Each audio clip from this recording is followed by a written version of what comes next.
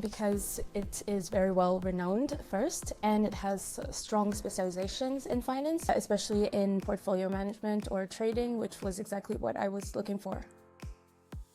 The professors, actually, because they're really here to help us, and you can basically email them at any time, or you can also see them around the classes, and they really take the time to help you with anything, basically.